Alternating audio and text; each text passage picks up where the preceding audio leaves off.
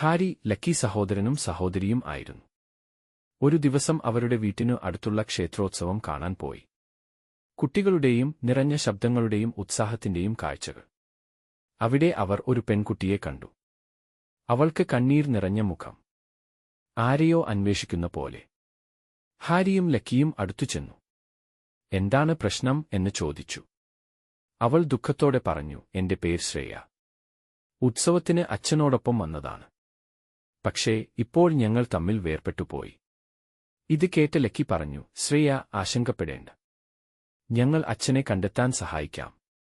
അവിടെ തന്നെ മൂവരും തിരഞ്ഞു തുടങ്ങി. തിക്കിലും തിരക്കിലും എല്ലാം അവർ അച്ഛനെ തേടി. പക്ഷേ അച്ഛനെ കണ്ടെത്താനായില്ല. ആ സമയത്ത് ഹാരി ഒരു ബലൂൺകാരനെ കണ്ടു. അവൻ ആശങ്കയോടെ ശ്രേയയുടെ കാര്യങ്ങൾ പറഞ്ഞു. ബലൂൺകാരൻ കരുണയോടെ പറഞ്ഞു, സഹായ കേന്ദ്രത്തിലേക്ക് പോയാൽ അവിടത്തെ ആളുകൾ നിങ്ങളെ സഹായിക്കും. കുട്ടികൾ അതു കേട്ട് ഉടനെ സഹായ കേന്ദ്രത്തിലേക്ക് പോയി. അവർ സഹായം അഭ്യർത്ഥിച്ചു.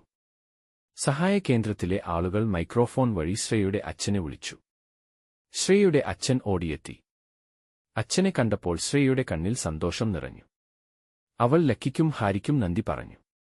അവസാനം അത്രയും നല്ല സഹായത്തിനു ശേഷമുള്ള സുഹൃത്ത് ബന്ധം, ലക്കി, ഹാരി, ശ്രേയ മൂവരും അടുത്ത സുഹൃത്തുക്കളായി.